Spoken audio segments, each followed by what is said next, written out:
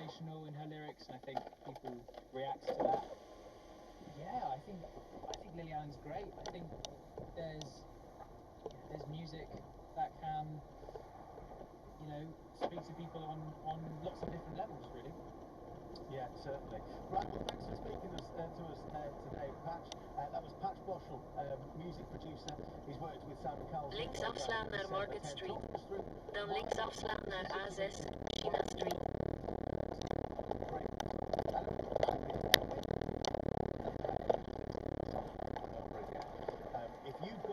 If you've got one you think we've missed as well, a really big break-up song that you like, this needs to be on your afternoon playlist today.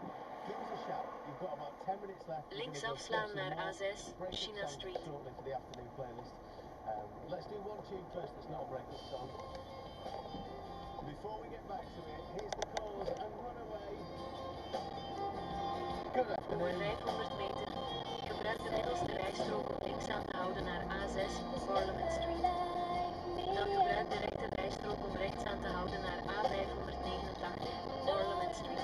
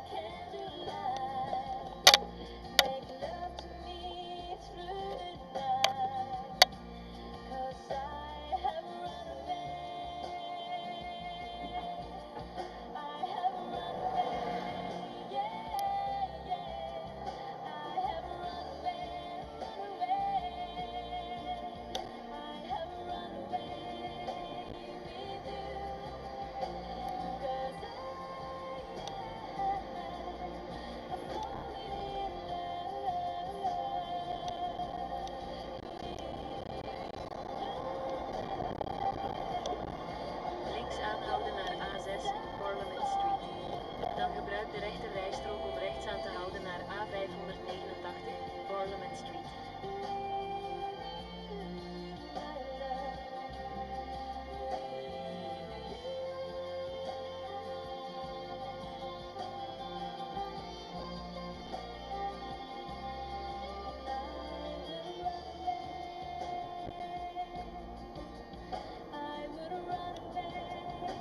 Gebruik de rechter rijstrook om rechts aan te houden naar A589, Parliament Street.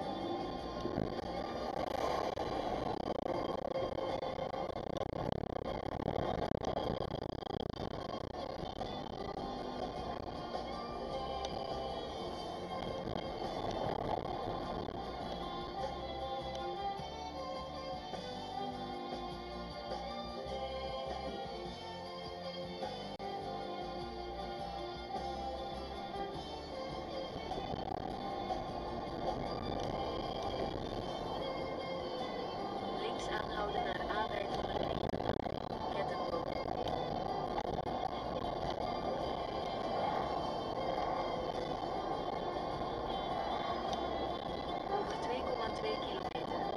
Neem de afslag links naar A683 towards Monnigan.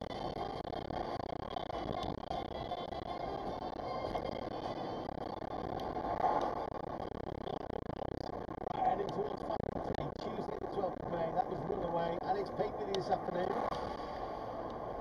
The afternoon playlist, BBC Radio Lancashire. So the afternoon playlist, bit of therapy for everyone. I think everyone's just thinking about getting their favourite breakup song off.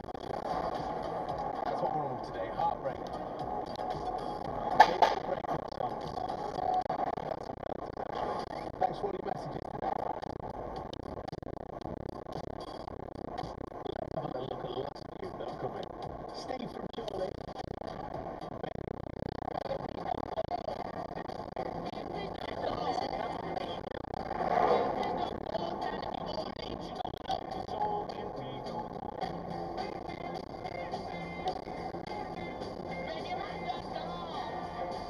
Good one from Steve from Chorley.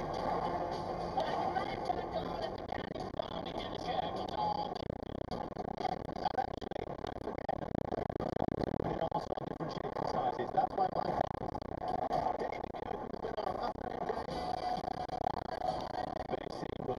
Come on.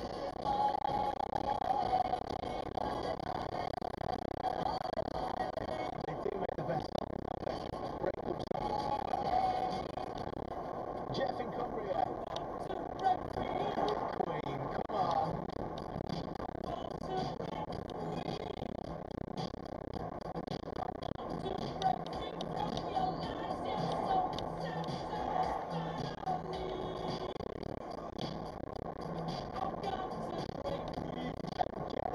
With another great breakup song. Fitzgerald. 500 meter. Gebruik de linkerrijstrook om de afslag links te nemen.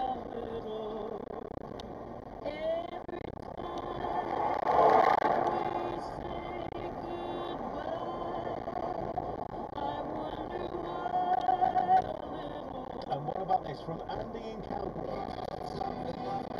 Green Day.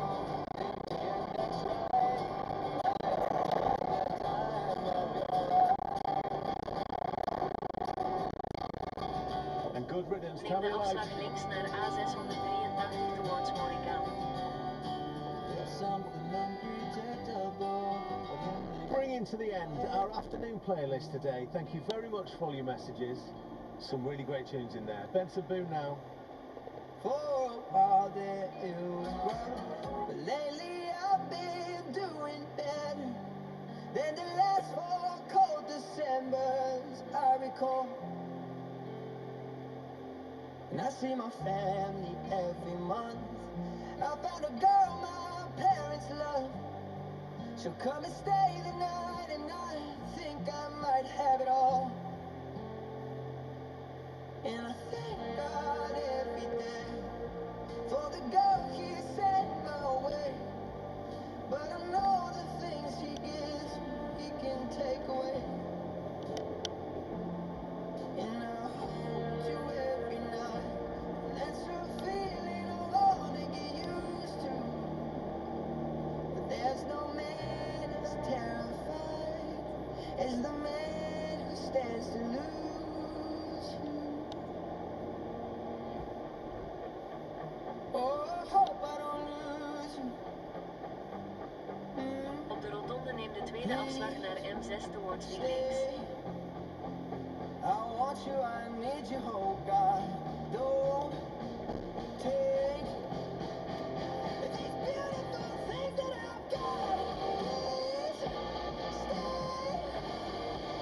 I want you, I need you, oh God. Don't take these beautiful things that I've got.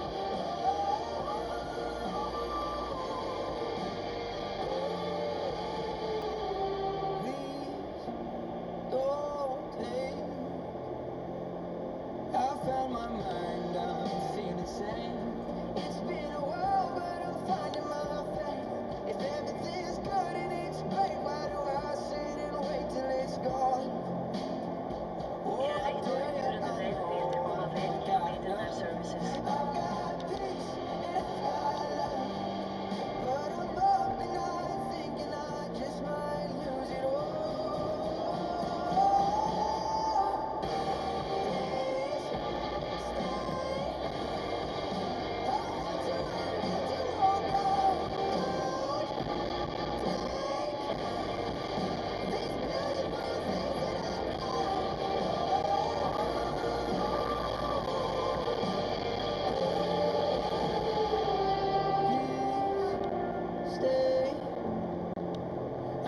you, I need you, oh God. I need these beautiful things that I've got. The BBC Sounds app on your smart speaker By BBC Radio Lancashire. and on your radio. The sound of Lancashire is BBC Radio Lancashire. With the latest BBC News for Lancashire, I'm Ollie Rawlinson. 2 more ministers have resigned as pressure mounts on Sir Keir Starmer to stand down following last week's elections. In a letter to the Prime Minister, Jess Phillips, who was the safeguarding minister, criticised the government for not doing enough to deliver change. Alex Davis-Jones, the junior Justice Minister, said the party needed to do more. More than 80 MPs have called on the Prime Minister to go, or to set a timetable to do so, but Sir Keir says he'll carry on, 5 of whom are in Lancashire. They are Lizzie Collins of Morecambe and Lonsdale, Lorraine Beavers, who represents Blackpool North and Fleetwood, Hyndburn MP Sarah Smith, Pendle and Clitheroe MP Jonathan Hinder, while the Labour MP for South Ribble, Paul Foster, has added his name to the list of MPs who want a change of leader. Unfortunately, I think the speech yesterday has just compounded matters because it just appears that the Prime Minister and the people supporting the Prime Minister are tone deaf to what the country's saying, and so it is with a very heavy heart that I do think we need a change of leadership now, because the country needs to move in a different direction quickly. A driving instructor from Burnley has been sentenced for making indecent images of children. 27-year-old Macaulay Goodwill had been handed a 4-month prison sentence, suspended for 12 months, as well as 100 hours of unpaid work, costs of £239, and he must register as a sex offender for 7 years. Goodwill, of Inglewhite Fold in Padiham, pleaded guilty to possessing 11 Category A images, 22 Category B images, and 40 Category C images.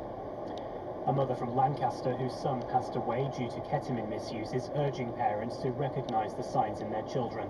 Claire Bates lost her son Archie in December 2024 when he passed away from pneumonia prolonged by ketamine addiction at the age of 20. Lancashire Police has launched a new campaign to reduce ketamine abuse across the county called Operation Shore. Miss Bates, aged 51, says more support is needed for people struggling with ketamine addiction. When he passed away, they were all devastated, still are. If there was somebody that would have come out to him, it might have helped, but it was just phone calls, and what help can that do? Nothing.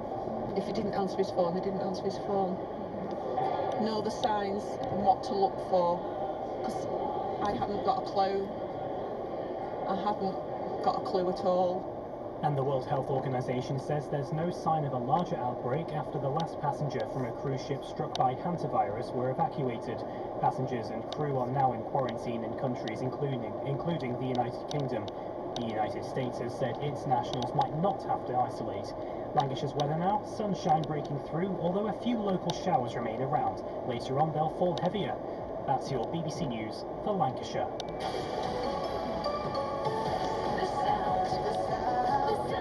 the sound of Lancashire. And all the music you love. Pete Otway.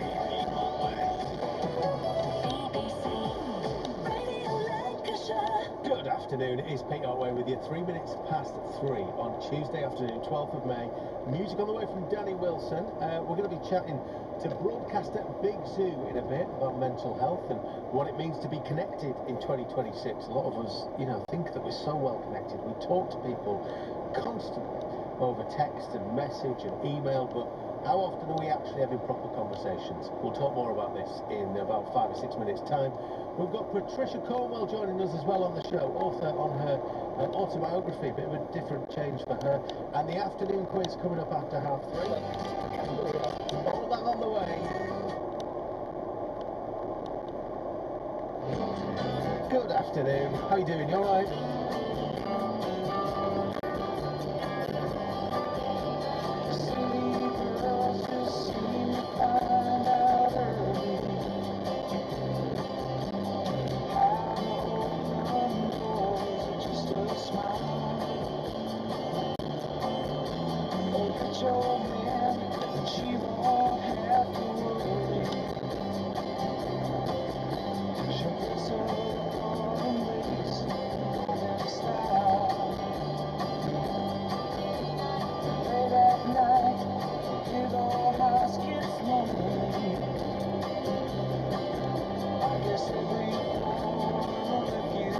has its price.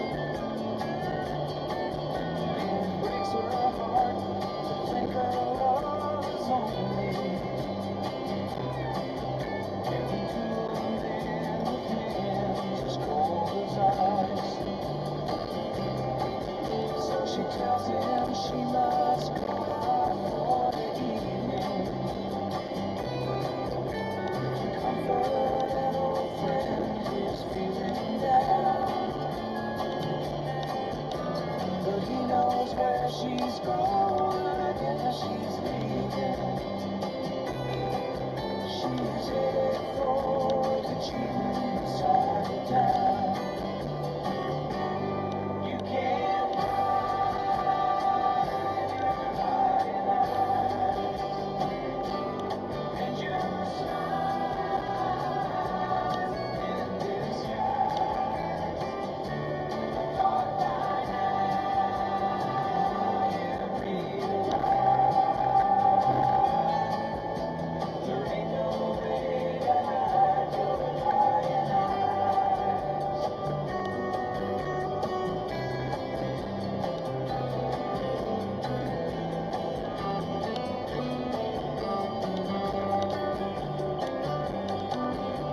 She gets up and pours herself a small one and stares out at the stars up in the sky. Another night, it's gonna be a long one. She draws a shade and hangs her head to cry. You sure know how to arrange things. You said it so well, so carefully. Ain't it funny how you knew I didn't change things? You're still the same old girl you used to be. You can't hide your lying eyes and your smiles in disguise. Thought by now you realize there ain't no way to hide your lying eyes. There ain't no way to hide your lying eyes.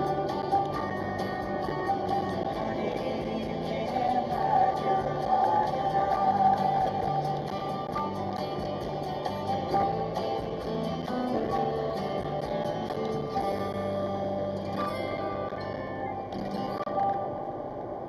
Eagles and Lion Eyes on the afternoon show with Pete. Good afternoon. Nishi's just off for today. She'll be back tomorrow. We are still going to be doing the afternoon quiz. That's on the way just after 3:30 this afternoon. Let's do Danny Wilson now. Mary's Prayer. Being here is heavenly. Every single day she says everything is free. I used to be so careless, as if I couldn't care less. Did I have to make this mess when I was Mary's prayer? Suddenly the heavens rolled, suddenly the rain came down, suddenly was washed away. Mary that I knew. So when you find somebody, think of me and celebrate. I made such a big mistake when I was Mary's prayer. So if I say, be the light in my eyes. And if I say, Hail Marys, leave a light on in heaven for me. Blessed is the one who shares your power and your beauty, Mary. Blessed is the millionaire who shares your wedding day. So when you find somebody,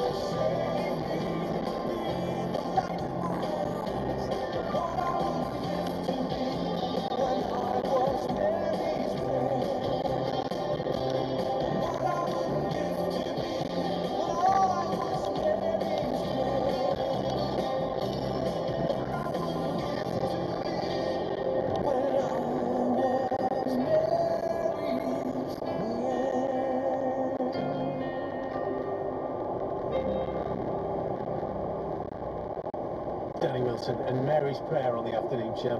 12 minutes past 3 is where we're at. And you're with Pete today. How are you doing? You alright? Now, it's Mental Health Awareness Week this week. You might have heard us talking about it a little bit on the radio. And it's an interesting one, this actually. New figures suggesting many of us are avoiding real conversations.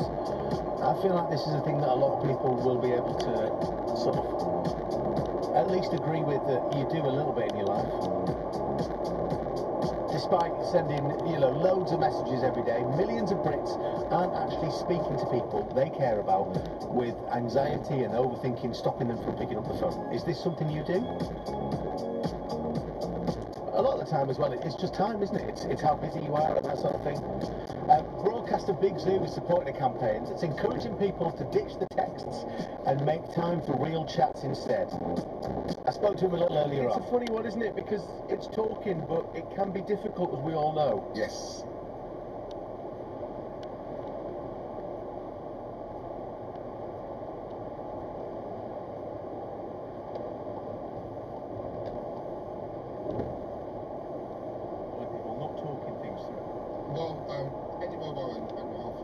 Some research around phone calls and conversations, and I think what happens is a lot of people feel like it's easy to just send a text, but the research that they've done is that more than half of Brits say they send a message which a phone call would have actually been easier. So I guess it's the thought of it is difficult rather than the actual action.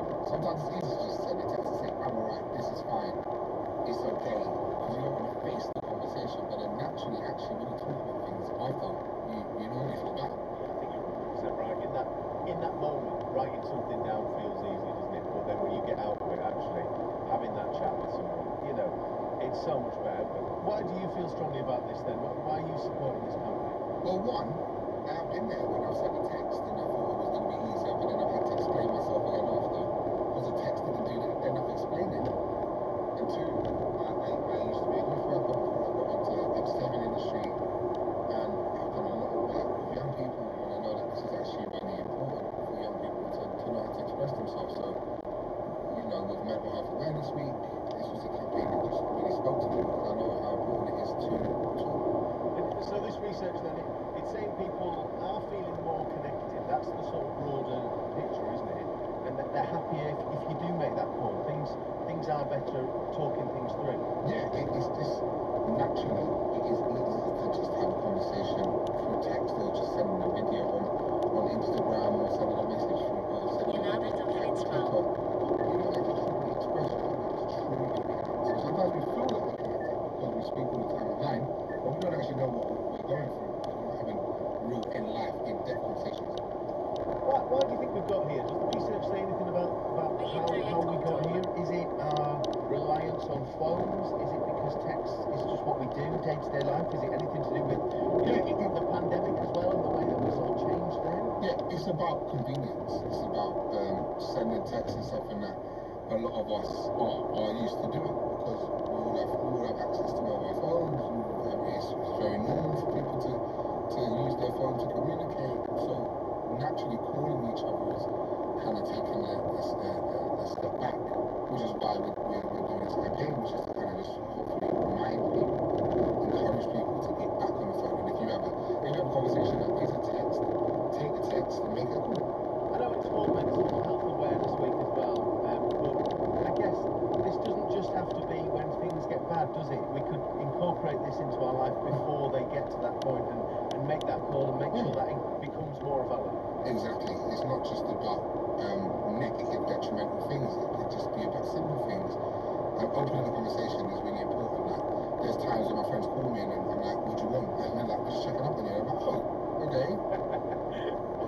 I'm alright. And then that starts the conversation, and then you're like, actually, wait, no, this is going on. Let's talk about that. And suddenly, because when someone tells you they're checking up on you, it actually makes you feel like, why? What's going on? I made a mate call me last week, and it was a missed call off him, and I was like, oh, something's happened here, like something's bad, and then I rang him back, and he was like, just want to chat, mate, just seeing what's going on. And that is the issue. The issue Je is that nadert een flitspaal. we want someone calling us, have a conversation, and what you think to, if somebody calls you, what's happening, because you just think, you could have just texted me. And that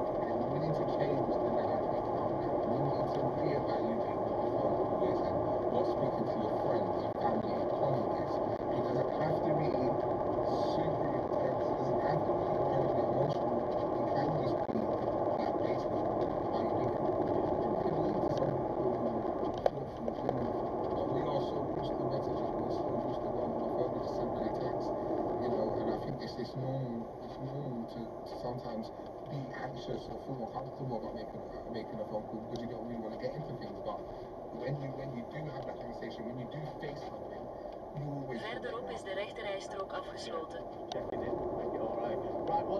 Before we leave you then, what's one simple change that people can just make this week? Is it just to pick up that Over phone? 7,2 kilometer. Neem de afslag links naar Services. Always ignites something within you. You hear some story or you hear something that's gone on in your life that you wouldn't have heard from a text. You know, doesn't have to be super intense. It doesn't have to be life changing. It could be a 5-minute call. Just giving the person a call and saying, hey, how are you? Anything interesting going on in your life? And when they ask why you calling them, just say, check in. And 9 out of 10, they're probably going to be like, oh, okay. Policies as unique as they are. So, you know, don't be embarrassed if you've had bad news. Not shame on you. So it's kind of like a reverse. You're not into it, are you? Can I confess? I mean, it's a great clip. I think I love it. It's cryptic. I love it. It's always very cryptic. But the irony of that, I say the irony, don't be embarrassed if you haven't got the moves, and shame. Growing up, when I saw people that couldn't dance, I couldn't understand it. Because I think that... Have you seen me dance? I thought that dancing was just so basic, like you heard the beat and you moved to it. Didn't realise it was complicated. Oh, it is. Are you not a dancer or anything? Oh no, I definitely try, but I wouldn't say. I think you'd maybe say shame on me. No. I don't think that I'll give anymore. it my best I shot. don't think that anymore. Okay, so that was today's cryptic clue. Yeah. Have you got tomorrow's? I do. I think this is a bit easier. I think you can get this. Touche. Okay, fair enough. That's Okay. fine. This is for tomorrow's. It's this Sicilian fruit likes to grow in bunches.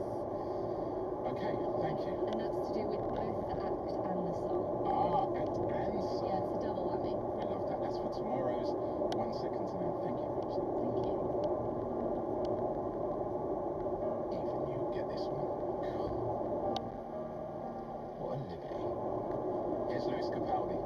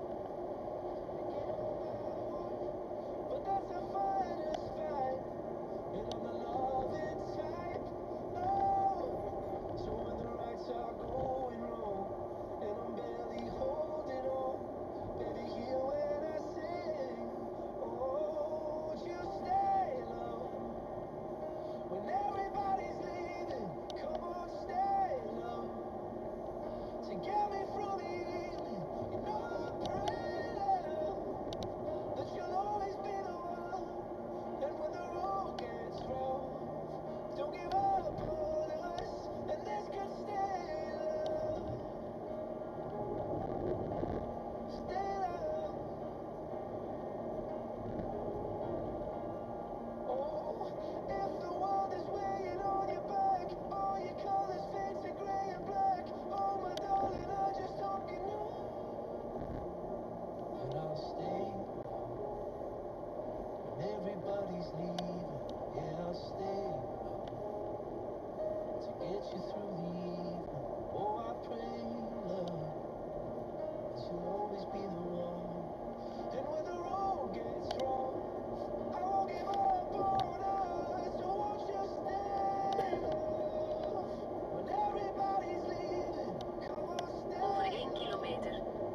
afslag links.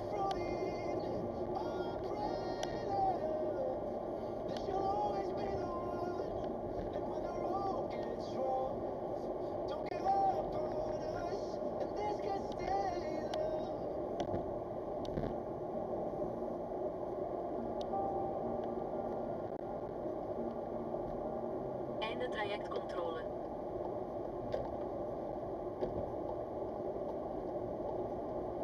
Fancy seeing you here. Well, I live here. On BBC iPlayer, there's more to me than meets the eye. I'm actually reading 1984 at the moment. I recommend Handmaid's Tale.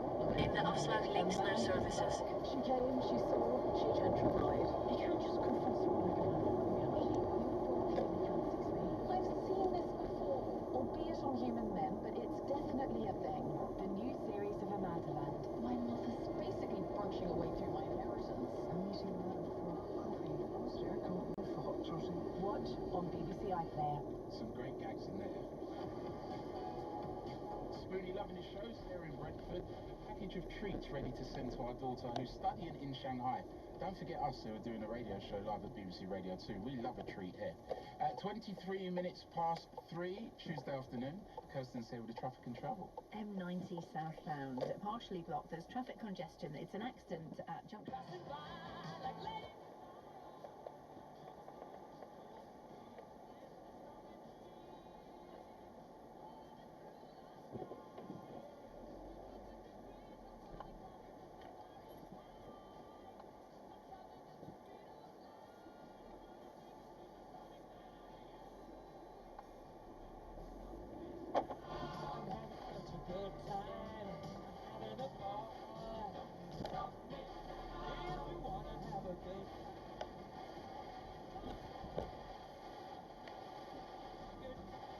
Ga rechtdoor gedurende 170,4 kilometer naar Junction 10, Tebay 7078.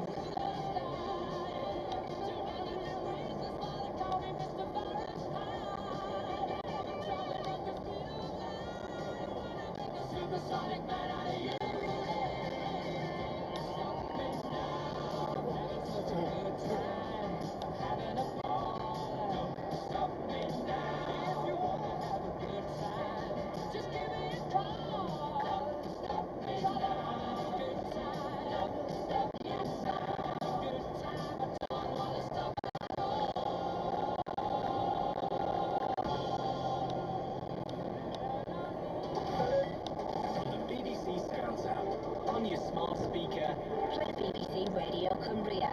and on your radio. The sound of Cumbria is BBC Radio Cumbria. At 4 o'clock, with the latest BBC News for Cumbria, I'm Ollie Rawlinson. More than 80 Labour MPs have now called on the Prime Minister to set out a timetable for his resignation. They include 2 Cumbrian MPs, Marcus Campbell-Sabers, who represents Penrith and Solway, and Lizzie Collins, who represents Morecambe and Lonsdale.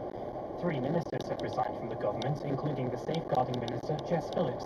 In her statement, she said Sir did not have the fight or drive needed to bring about change, particularly in tackling violence against women and girls. More than 100 Labour MPs are understood to have signed a letter warning against the leadership contest. The Cabinet Office Minister, Chris Ward, has publicly backed Sir Keir. The Prime Minister has got decades of work on this. The very first thing I met him when I first started working for him 10 years ago, the very first thing he was working on was this agenda, trying to push through things like mandatory reporting. and it's something that Prime Minister cares about much more than anything in government. People in Carlisle shared their views on whether he should resign.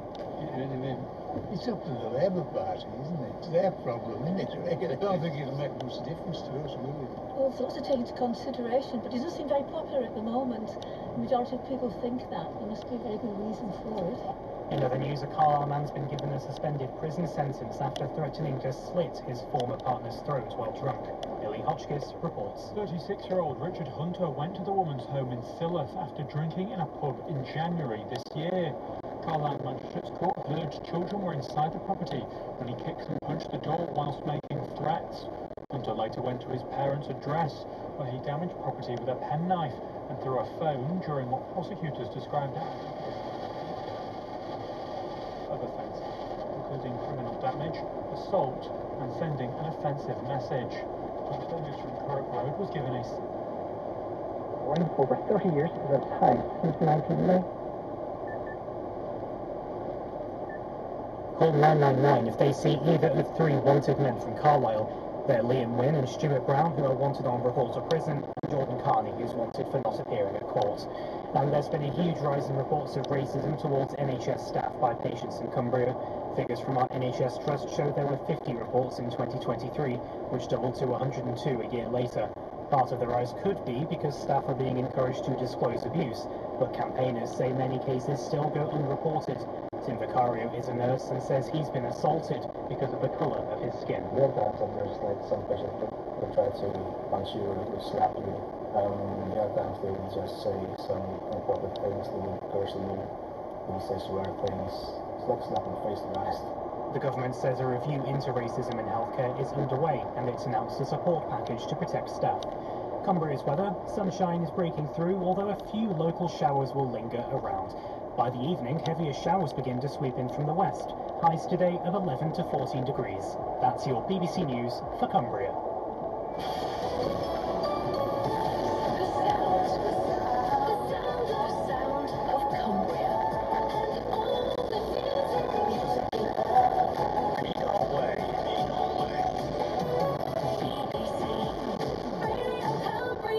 Good afternoon, it is Pete with you today, 3 minutes past 4 on Tuesday the 12th of May. And we're getting things going in this hour with Bonnie Tyler, Total Eclipse of the Heart. Every now and then I get a little bit lonely and you're never coming around. Every now and then I get a little bit tired listening to the sound of my tears. Every now and then I get a little bit nervous that the best of all the years have gone by. Every now and then I get a little bit terrified and then I see the look in your eyes.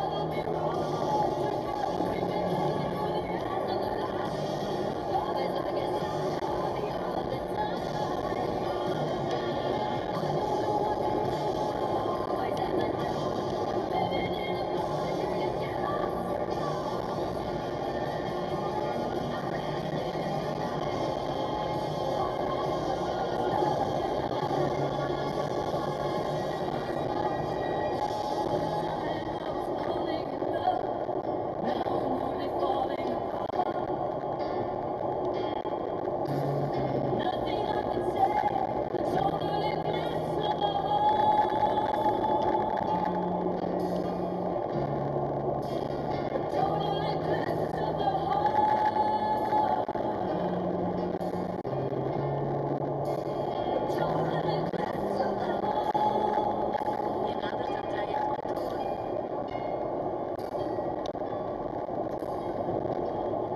Tyler had a total eclipse of the heart on the afternoon show, right? 4:07. Is where we're at. It's Pete Otway today. In for Nish. She's going to be back tomorrow. Let's talk about RSPB Leighton Moss then. Quite exciting this. A new accessible trail linking 3 nature reserves on the Lancashire Cumbria border was launched today. It offers people with reduced mobility the chance to explore some of the area's most spectacular wildlife landscapes. The 6-mile route runs right through Leighton Moss, Trowbarrow and Gateborrows and includes free hire of all-terrain mobility scooters. It's been developed by a partnership of conservation groups to make nature more inclusive and improve access to the outdoors. We spoke to our reporter Ollie Samuels, who was there a little earlier, and he told us how it was all looking. Yeah, Pete, it is gorgeous today. I mean, when I was driving up here, it was pouring with rain, and I thought I'm going to be walking around a sort of sodden nature reserve, and there'll be no birds, and the sun won't be out, and it'll be cold. But no, the sun has come out, it's a clear blue sky, and it was a lovely walk around these 3 nature reserves that are now interconnected with this accessibility route. And when I heard about it, I thought it was going to be this, you know, boarding, like when you go to the beach and they've got this sort of like wooden planks. Yes, yeah. And that sort of thing. It's not at all like that. It is just normal, rough terrain. And these trampers, as they call them, are amazing. They're climbing up these steep hills, they're going down round these sharp corners, and yeah, it basically makes this beautiful part of our world a lot more connected and allows a lot more people to come and enjoy it. Tell us a bit more about these trampers then. What exactly are they? They're kind of like, I guess you'd describe them as like mobility scooters, but on steroids. They've got huge wheels, they've got a big light at the top as well, and they've all got engines and are powered so that they can deal with these quite, you know, rocky terrains as you find as you go around nature reserves. I'm just actually in the garden at the moment. You can probably hear a little bit of wind. It has been a lovely day. I've been running around. I haven't really seen a huge number of birds when I'm in at the RSPB Nature Reserve, but maybe that's just me not being cut out for birding. I guess this is sort of maybe the future of accessibility then, in a way. You know, it's true accessibility really, isn't it? Not just making a path around somewhere where people can get to, but making sure that they can get to wherever they want to on somewhere like this. Yeah, absolutely, and just recognising that nature reserves like this are for everyone, and you know, for people who have got great mobility, that's fabulous. But it should be everyone who can sort of come round here and enjoy them. In fact, I'm joined by Becky Spate, who's the chief executive of the RSPB, and I've got to ask about this trampers because you look like you're having quite a lot of fun on the one that you were trying out. I did have a go on one, and it was amazingly stable, really easy to drive. And it just felt like a very easy experience. I'd never really used one before, but it was very quick to get to understand what you had to do. And I'm a mad, passionate advocate for them. I can remember when my dad was quite elderly, I took him onto a tramper at RSPB Arm down in Dorset where he lived, and it was just transformational for him. He was a guy who loved being out in nature, in the countryside, all his life. Suddenly his physical constraints meant he couldn't do that, and then he was able to get out onto tracks and be in nature. That's the thing, you're really in it because you're kind of on these kind of rougher paths and tracks, and he just loved it, and I just think it's transformational for people. So this new track is here, but there are others around the country that are like this. Yeah, so these trampers, you can often kind of hire them at different kind of nature reserves, places. I know the National Trust has one, for example, at Sides are quite near here. RSPB has them on other reserves, and they really are kind of being provided in quite a spreading way, and that's great because people know they can quite often turn up to places now and hire them and get out, and you can kind of walk alongside one, so you can have a very kind of companionable walk, you know, with somebody. You're not just on your own, and I just think that's a really powerful thing as well. I did try to do that earlier, Pete, and have a chat to someone who was on them. The problem is they're so powered and they're so stable that I was a bit out of breath going up the hill, and it was one of those quite slightly awkward conversations where you're just trying to, you know, keep my side of the conversation going because the hill's a little bit steep. Lucy Barron joins me as well from Arnside and Silverdale National Landscape. That walkway which they're on, it's beautiful as well. I mean, I've never been through Trowbarrow before, but the landscape there is amazing. Yeah, it's such a fabulous area and it's such a special place for wildlife. And this trail connects together 3 of the iconic nature reserves in this area: RSPB Leighton Moss, Trow Barrow Local Nature Reserve and Gate Barrows National Nature Reserve. And there's just an incredible diversity of habitats and landscapes that can be experienced along the route. So it's a brilliant way of experiencing the area, and I'm so pleased that this route is allowing better access for more people to be able to enjoy it. So what was the route like before, and what changes did you have to make it accessible? So there's a huge amount of work, as you can imagine, that's gone into making the route more accessible, and that's included improving the surfacing, even though it's still quite an adventurous route, as we mentioned, replacing gates, making sure the gaps were wide enough for the trampers, putting up signage so everybody knows where the route goes, and connecting it all together in a coordinated way. And the partnership working that's gone into this, through all of the organisations and private landowners that have contributed, it is really kind of, the reason that we've managed to put that route into practice today. And it is a really special route, isn't it? I mean, Trevor, particularly, you sort of stood there for a spin and talked us through the landscape, which was lovely. And you talked about how the hills were sort of formed the other way round, and it used to be a quarry. I was listening. It's just a remarkable part of the world. Yeah, so the geology at Trow Barrow is really special, and you can actually see the layers of rock as they would have developed 300 million years ago. So it kind of brings that geology to life for people. And the wildlife that you can experience along the route, the wildflowers, the birds, the animals that you might see along the way, this area is so special for wildlife, and there's so much to experience.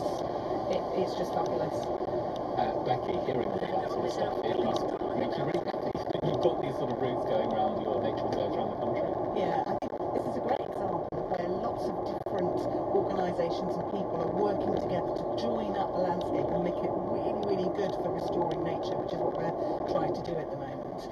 And then the other thing is that it's also a great way of giving people kind of that connection to nature. And this is the week we're celebrating Attenborough's 100th birthday, and he's absolutely passionate about saying that people will only stand up for what they understand, and they will only understand things they care for and so on. You've got to make that connection. So this is a great way of doing that for everyone. And Pete, I had a lovely chat with Sue as well, who was using one of these trampers, and she's got reduced mobility, and she was just saying how, incredible it was for her, almost transformational, that she could now be out in nature and experience, go bird watching with her family members, and just, go on those routes around public places that I think I especially, take for granted. Yeah, amazing. What a wonderful thing, Ollie. Really great to hear about it. Thanks for bringing us that this afternoon. Cheers, Pete.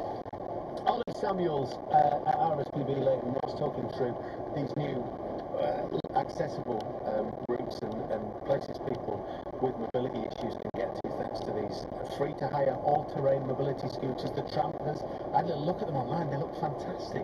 What a thing. Really enjoyed hearing from Ollie there. Right, 16 minutes past 4 on Tuesday. We're going to do Sam Ryder in a bit. Men at Work to play shortly as well.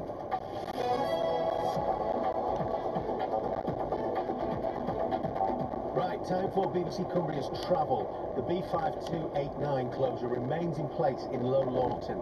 That's between the B5292 and Regional Route 71. It's going on until Thursday. There's temporary lights on the B5278 from Holkirk to Lowood.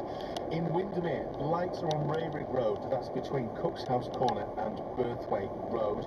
We've got Cove Road in Silverdale closed. That's between Cove Lane and Wallings Lane. And Clayton Moor, there's lights on Priory Drive. Finally, Bowness has 2 sets of lights on Kendall Road between Bramfell Road and Brackenfield, and on the A592 between Back Bellsfield Road and Fir Tree Crescent. If you spot a problem, give us a shout. 0330 123 0181. On BBC iPlayer, on Brownlow's Casino. And I'm going down this month. Something's good to you. Starring Sheridan Smith and Michael Socker. What are you doing now? What are you doing here? The odds are stacked against them. I'll I'll get you money. No, you won't. I think you've got problems. I have got problems. I'm going to be kicked out on the street. The cage. Eli, you should know that if you're his girlfriend. I'm not his girlfriend. Alright, I understand it here. Watch all episodes on BBC iPlayer.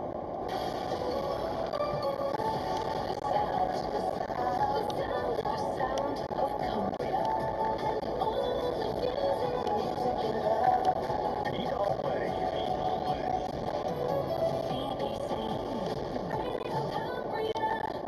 If I was an astronaut, I'd be floating in midair. And a broken heart would just belong to someone else down there. I would be the center of my lonely universe, but I'm only human, and I'm crashing down to earth. All up in space.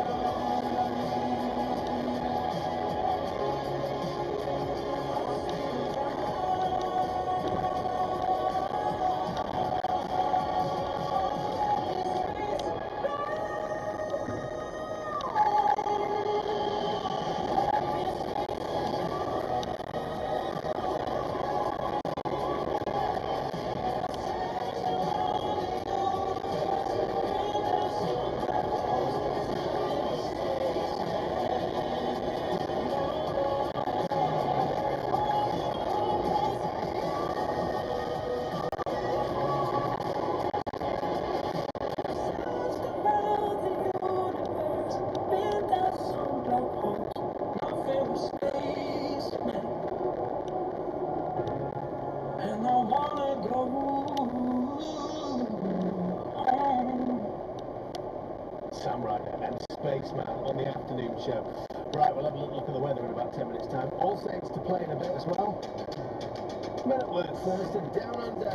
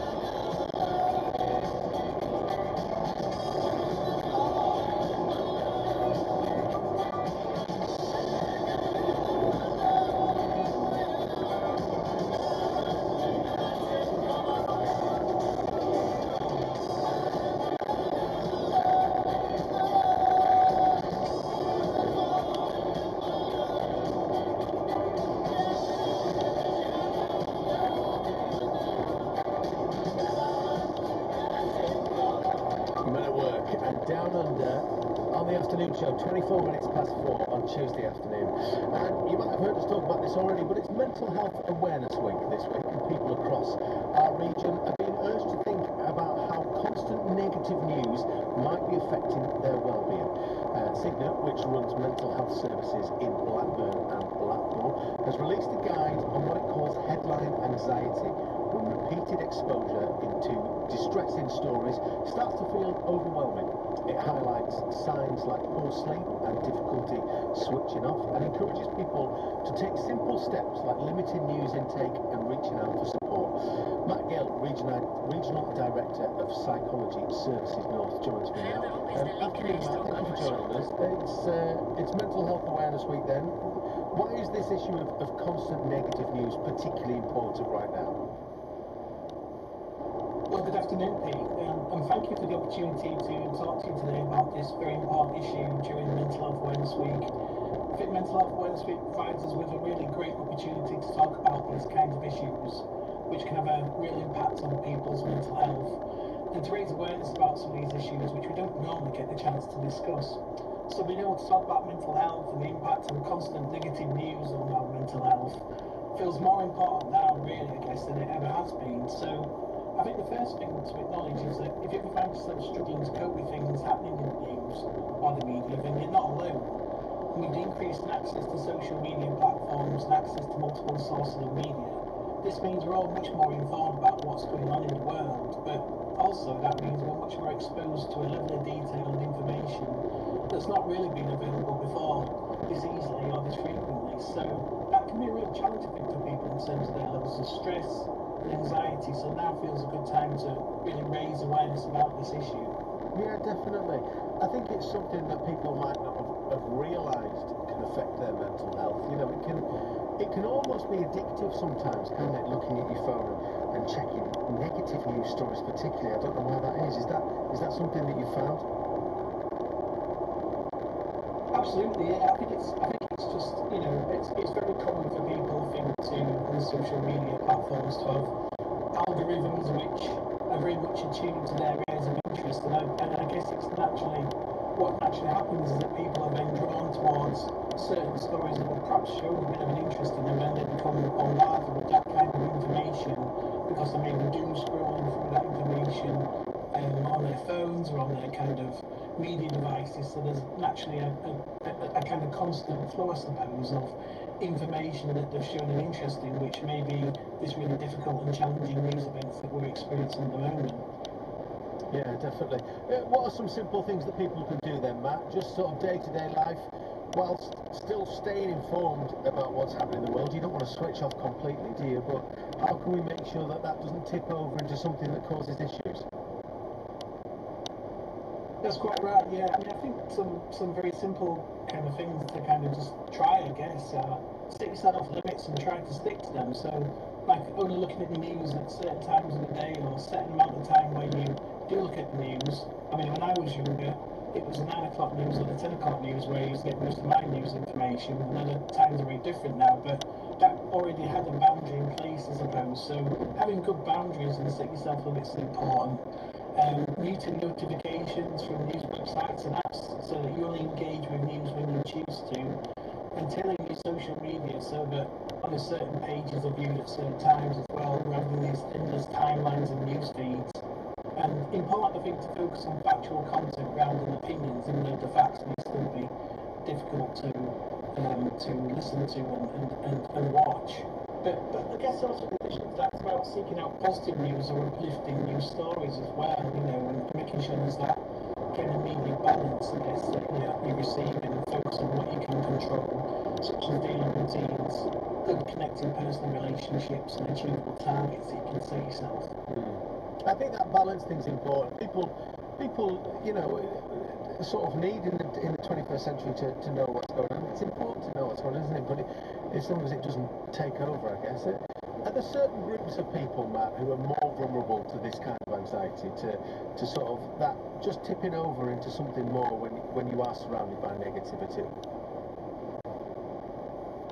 That's an interesting question. I think yes. I think it kind of links a little bit to perhaps what we were just talking about earlier as well. But whilst a lot of research still needs to be done on this area, I think it would be fair to assume that perhaps those groups of people who consume their media and news via social media are more likely to be affected. So groups which I think are particularly kind of more at risk here are more Gen Z and millennials. So that those are kind of age groups who were born between 1997 to 2012 and 1981 to 1996. We know those groups of people are more likely to engage in some of the kind of doom scrolling we were talking about earlier, and so therefore more kind of at risk and susceptible to kind of this kind of level of anxiety as well. Yeah. Finally then, Matt, before I let you go, when should people think about seeking extra support? I know it might be different for everyone, but is there some signs we should be looking out for personally in our own lives, in other people's lives, just to check in and kind of go, all right, maybe it is time that I got a bit of help? Absolutely, yeah. I think there's some of the things we kind of call early warning signs, I suppose, which might be an indication of somebody developing headline anxiety or experiencing it. So difficulties from switching off from the news, feeling increasingly anxious most of the time, trouble sleeping, feeling overwhelmed and drained and low, and are all kind of signs, I guess, that somebody may be accessing too much of that kind of news and that kind of media. In terms of, I guess, what's really important to take away from this is it's important that people have really good self-care, have a really established sleep pattern, so not checking social media during their kind of established sleep pattern, staying physically active, eating balanced meals, spending lots of time outdoors, seeking balanced information and sense checking that with their friends and family, and staying connected with people as well. So these are all kind of really practical steps that people can take to safeguard against this. Yeah.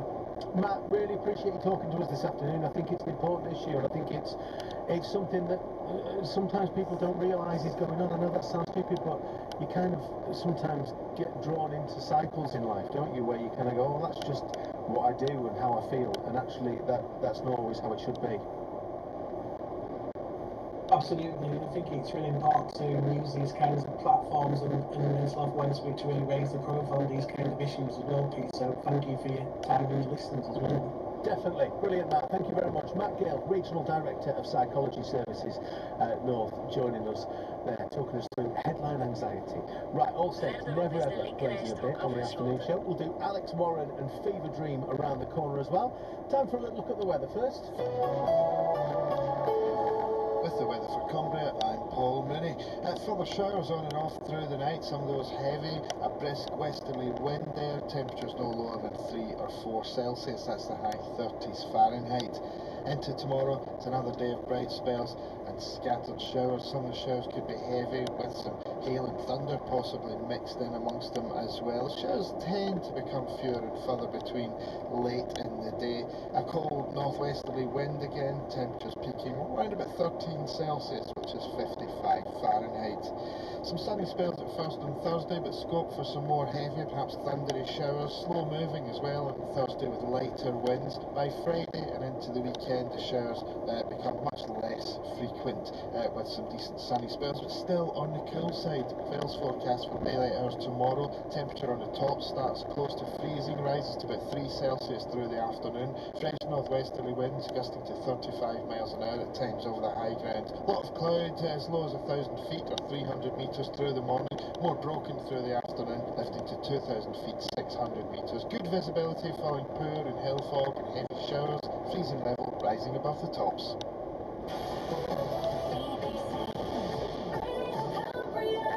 A few questions that I need to know. How you could ever hurt me so. I need to know what I've done wrong and how long it's been going on. Was it that I never paid enough attention, or did I not give enough affection? Not only will your answers keep me safe, but I'll know never to make the same mistake again. You can tell me to my face, or even on the phone. You can write it in a letter. Never treat you. Listen on the app, or tell your smart speaker to ask BBC Sirens.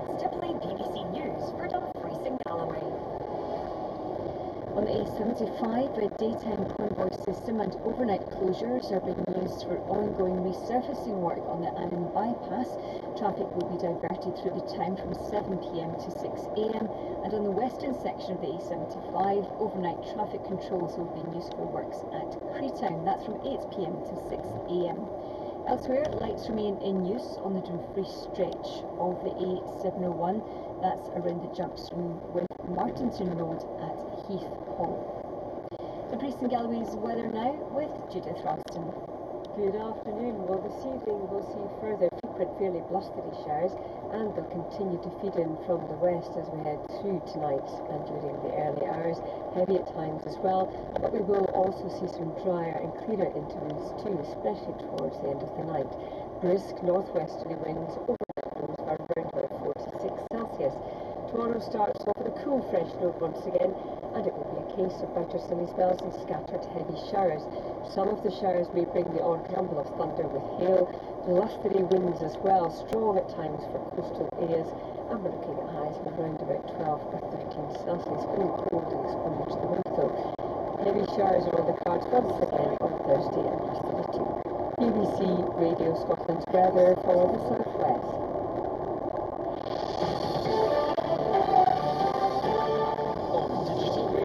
BBC Sounds. Hooray! Scotland!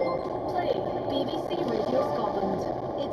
It's 4:36. I do apologise. This is Drive Time on BBC Radio Scotland with me, Fiona Stopper. That breaking news again. Labour Health Minister Zubair Ahmed has been the latest minister to quit the government. He's calling for the Prime Minister to resign. Pressure on Keir Starmer's mounting by the minute. The Deputy Leader of Scottish Labour said the Prime Minister has lost confidence of his backbenchers. The country, he should consider the calls for him to go. Dame Jackie Bailey was speaking to our political correspondent Andrew Kerr. The Prime Minister has lost the confidence of his own backbenchers, but lost the confidence of the people of the country as well. We've just been through elections in every part of the United Kingdom, and what is clear is people are saying that they have a problem with Labour. Anasawa was really restating his position from February, but can you just be clear? What do you want to see happen with Sir Keir Starmer today? Well, I think because the Prime Minister has lost the confidence of the country and his own backbenchers, that maybe he should consider the calls for him to go in an orderly fashion that protects both the government and the Labour Party. And what kind of timetable then would you like to see for that potential departure? Well, that's a matter for the National Executive Committee, rather than it being something I would speculate on. But first, the Prime Minister needs to decide what he's doing, and thereafter the party will put a timetable in place that has the needs of the country at its heart. Is there a sense for you and Anasawa that you feel vindicated about what you said back in February, given what's happened? Well, look, Anasawa was very clear in his view back in February. He was being honest and truthful with people. He's not resigned from that opinion, neither have I. If the Prime Minister had gone in February, do you think you would have seen a different result in this Holyrood election? Well, I'm not going to speculate on that, or, it's dealing in hypotheticals, but the one thing I would say to you is, having knocked thousands of doors in the past few weeks, I can tell you that, Sir Keir Starmer's name did come up on very many doors, and there's a level of dissatisfaction, whether it's justified or not. That's what people are feeling, and we need to pay attention to that. And the speculation about Sir Keir's future, speculation about your future and Anasawa's future in your leadership positions in Scottish Labour. What do you think might happen in the next few weeks? Do you two want to stay on for long? What kind of timetable might you be thinking about? Well, look, at the end of the day, we're here to bring the Labour Party together. It was, of course, a very painful result for us. It's not the one we would have wanted, but we executed the best campaign we could, given the fact that there was a national wave that was against Labour. Certainly Anasawa and I are committed to unifying the Labour Party, bringing it together, and doing the best we can in the weeks and months ahead. Just to press you, how long does that commitment last? To be honest with you, there is no timetable. We need to do right by the Labour Party, and that is the thing that will guide us. Scottish Labour's Deputy Leader, Dame Jackie Bailey there. 88 MPs have now urged Keir Starmer to quit. PM standing firm He's told a cabinet meeting that he wants to get on with governing. Let's speak to the BBC's former editor of political research, David Cowling. David, thank you for being with us. He's standing firm at the moment. He may eventually give in pressure to quit. What would happen then? Talk us through that. Right, well, at the risk of making you sort of lose the will to live, I'll be as succinct as I can. Thank you. There is it's a process, but let me try and boil it down. If there is an election, much to your surprise, the candidates seeking to replace the Prime Minister have to be MPs. They also have to be nominated by at least 20% of fellow MPs. So you're not going to get, 10 candidates. So you'll probably likely get 3 or 4 at most if it goes to that far. They then, having got 20% or more of MPs, they then have to get the support of the nominations from 1 in 20 of all constituency Labour parties, or 3 affiliated organisations, 2 of which must be trade unions. The affiliated organisations, things like the Cooperative Party, the Socialist Societies affiliated to Labour. So that gets them, if they've got the qualification, then they go forward to an election, and that election will comprise eligible party members and affiliates, and they'll vote in a preferential ballot. What does that mean? It means that each person has 1 vote, but on their ballot paper they don't have to. They can rank, say there are 3 candidates, they can rank them in order of preference 1, 2 and 3. And the winner is the first candidate to reach 50% of the votes, either immediately on the first ballot, or if nobody gets 50%, then the second preference is the third preference. So the third preference is realigned, and the person who gets most votes after that is the winner. David, he says he's standing firm. Say he does, we don't know. We don't know what's going on inside his head. Can he still be challenged for leadership at that point? Oh yes. He certainly can be, and if he chooses to make a fight of it, sometimes when leaders resign, hence the vacancy, obviously they're not going to be contesting the election.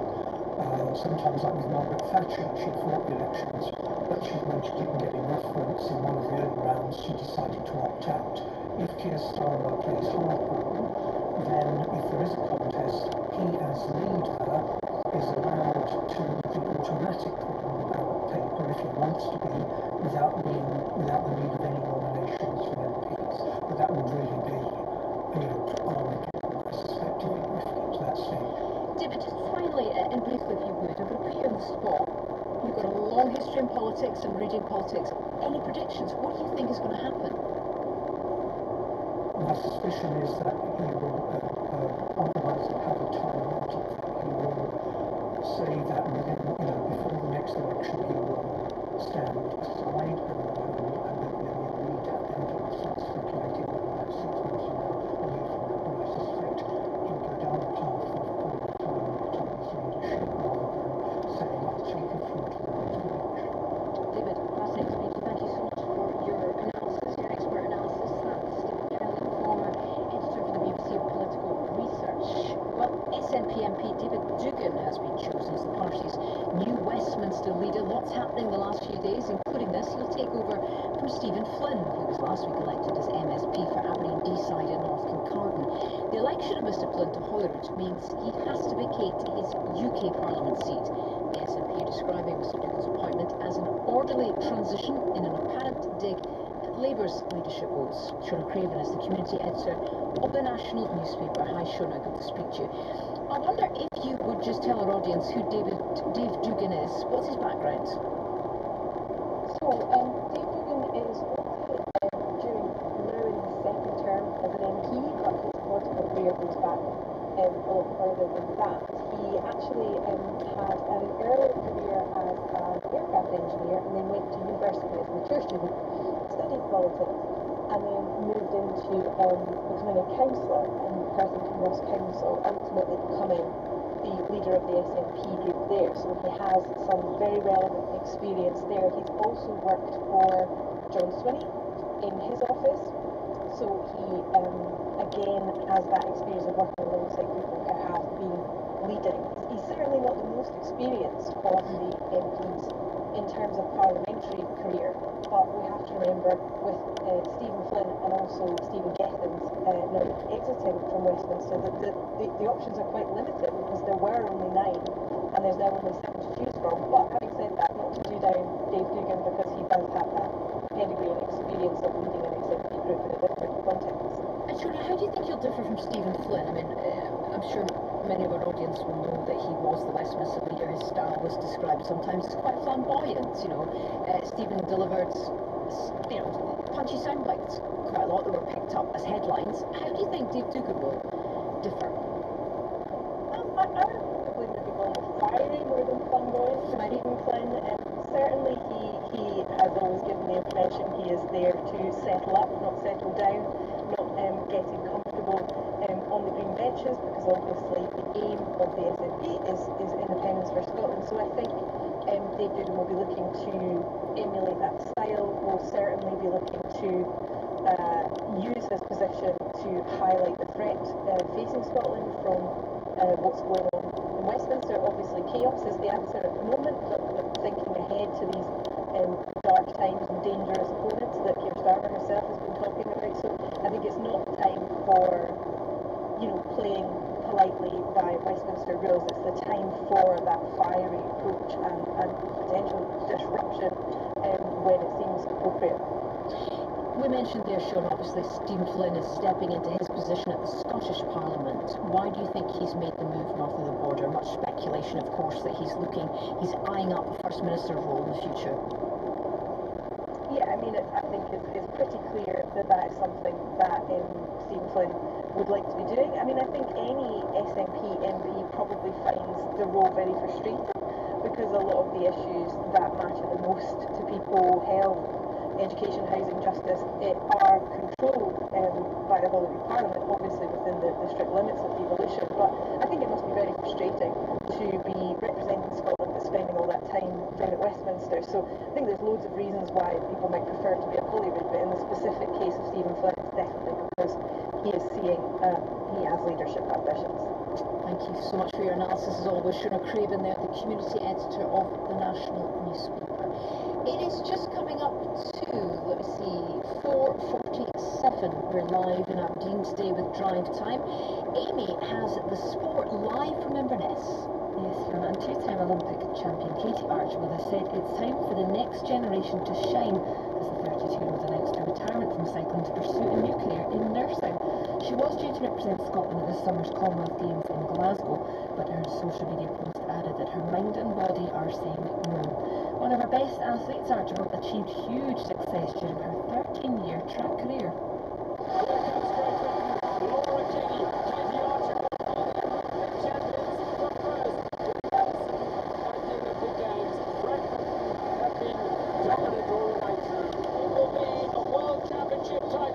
Successfully defended by Great Britain and a remarkable comeback from injury by Katie Archibald, and they've done it. Great Britain are the world champions once again. What a comeback by Archibald as part of this team. Pulling on a Scottish jersey was the biggest goal I had in the early days of my career, and it's never stopped being special. Archibald is up. She's on target to collect the second cycling gold medal for the Scots. Wiseacre has fought bravely, but it's Archibald who will reign supreme against the clock, and it's celebration time. 3:26.088, just outside of her qualifying time, but that doesn't matter, she's won the gold medal. And she won plenty of those: 2 Olympics, 7 World, 21 European gold and Commonwealth Games gold among her many, many titles. Something Dame Catherine Granger knows all about, having won medals in 5 successive Olympic Games, now chair of the British Olympic Association. I asked her where Archibald sits among our sporting greats.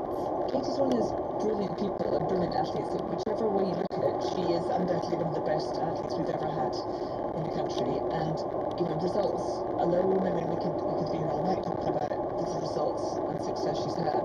But it's also the way she's done it and the kind of what an amazing member of a team she is. And I think she was instantly relatable as well. Like, she is, of course, fiercely competitive, hugely successful.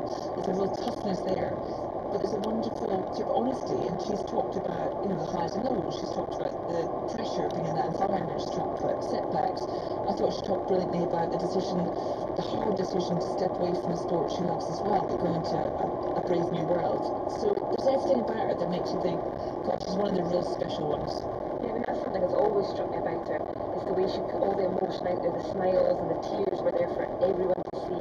You know, and her incredible resilience, overcoming so many injuries and, you know, the sudden death of her partner, Rob Wardle as well, to not just get back on the bike, but back competing at the top of what's a very gruelling sport. So how special and rare are people like her?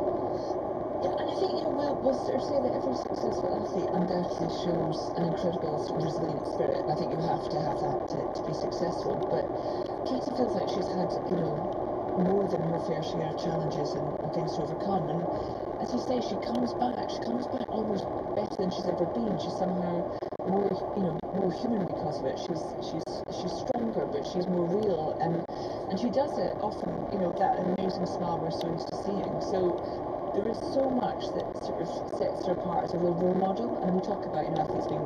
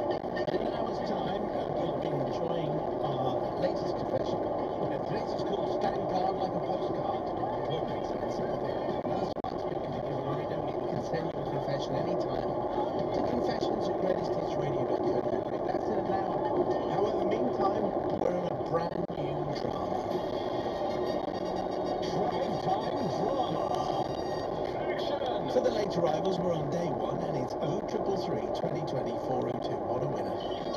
Well, here I am for my lightsaber practice, Obi-Wan, but your lightsaber looks rather unusual. Yes, that's right, Luke. It's made of wood.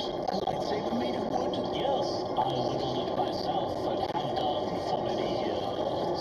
Do you have any other secret voice? So good, Albert. What range? Incredible. 0333 2020 402. What's going on in that drama? What is the song title? You can call now.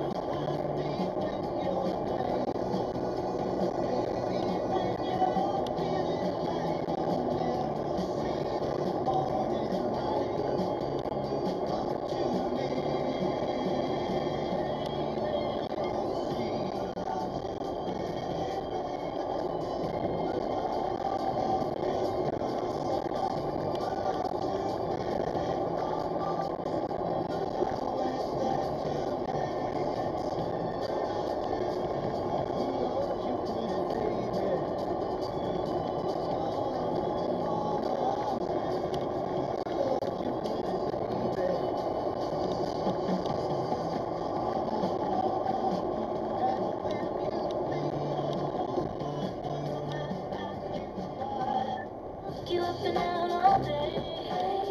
When did you get high? I won't remember if you had it out day. Double take, triple take, turn it on me, twist up back into We give you hot spanning. It's applied to men in their 60s who are making an effort to remain as hot and attractive for as long as possible. Think Brad Pitt, Keanu Reeves, Jason Statham. Well, Phil Hinton has been writing about this, The Times, and has been hot spanning himself. I spoke to him before we came on air and asking where the word came from. It started with the idea of health span, which is an American concept as far as I know, and that means the amount of time in your life that you can remain healthy and independent for. A very useful concept. It's more in-depth than simply staying alive for as long as possible. And then someone came up with a brilliant idea of hot span, which is a version of that, but it's the number of years which someone on Earth somewhere might possibly find you attractive. Yeah, but you're letting it open all possibilities.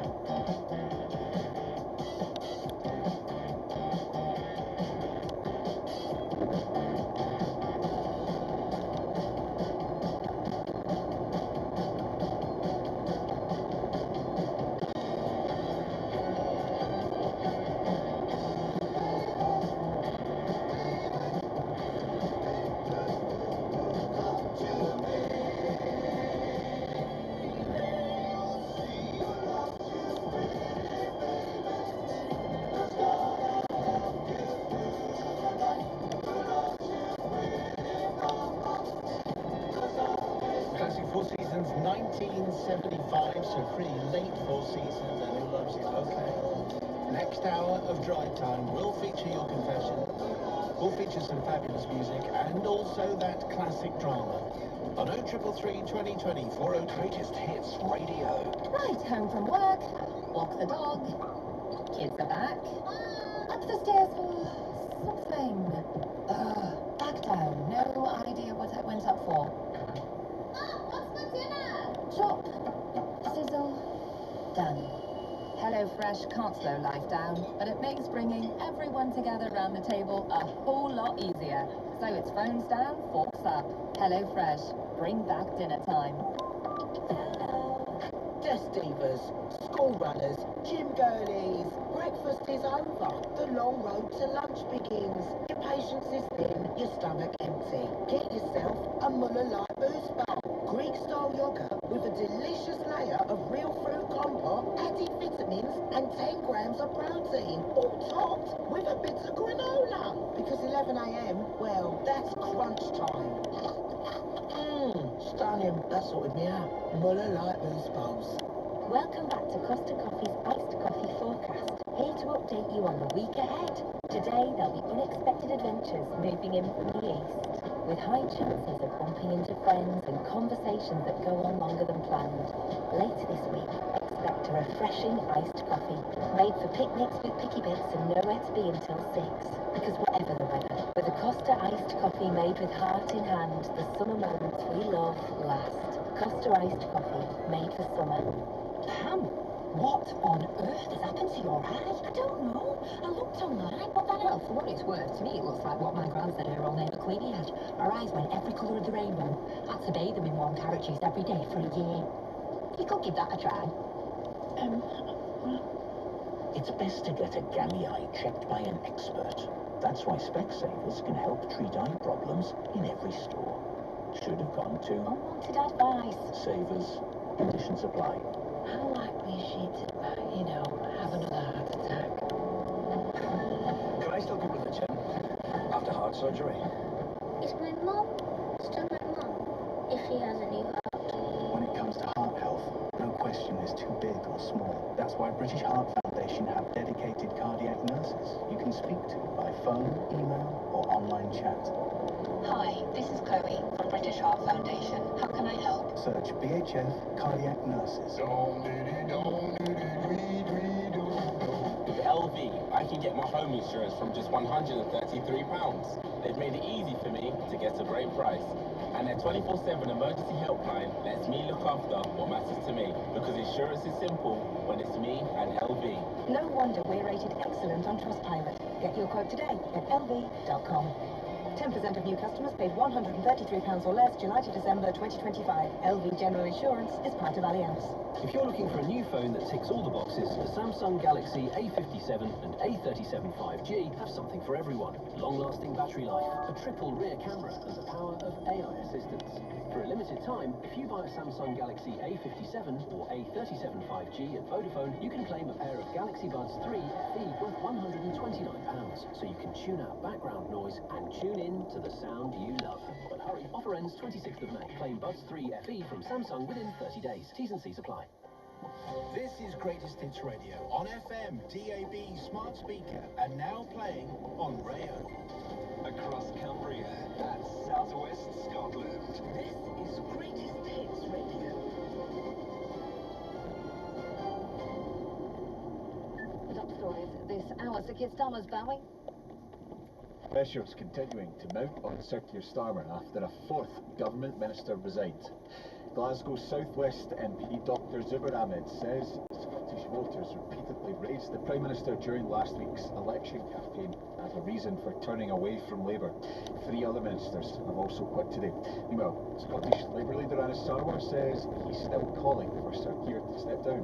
I spoke to the Prime Minister on Sunday, I believe, or over the weekend. Look, we had a very open conversation about the election result and what it means for us here in Scotland. 100 others have signed a statement backing him.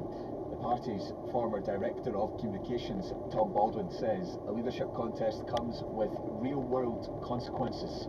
If Keir Starmer was removed, we'll have had our 7th Prime Minister in 10 years since Brexit. We're becoming an international joke. A man's appeared in court charged over the death of 11-year-old Caroline Boyders.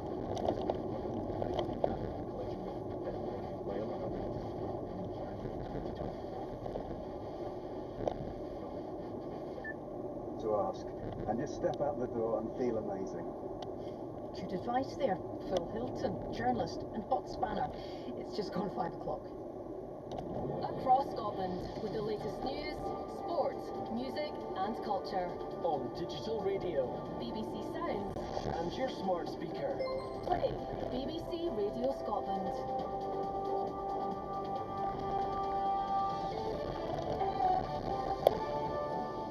Drive Time on BBC Radio Scotland with me, Fiona Stoker. Coming up, an ally of Wes Streeting's become the 4th Labour Minister to resign and call for Starmer to stand down. We'll have all the latest developments, analysis and reaction as his loyal followers say he needs to get on with governing. We'll speak to a big beast of Labour very shortly. Plus, a Scots couple waiting for answers after forking out £30,000 for a cruise of a lifetime, only to find out hours later it's on board the hantavirus ship. And it's Eurovision week. Obviously, we'll be all over this and find out how rehearsals are going. Amy's got the sport, Chris the weather. Let's get a summary of the BBC News with Craig.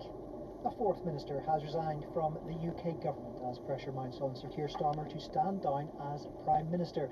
The resignations follow poor results for Labour in Scotland, Wales and parts of England last week. One of the departing ministers, Jess Phillips, said the government was not doing enough to deliver change. David Burton-Sampson was appointed last night by Downing Street as an aide to the UK government's Health Secretary Wes Streeting. He's called on MPs to back the Prime Minister. I think we need to keep calm heads. We need to unite. We need to unite behind the Prime Minister. The Prime Minister is showing fantastic global leadership. Can you imagine now removing him and replacing him with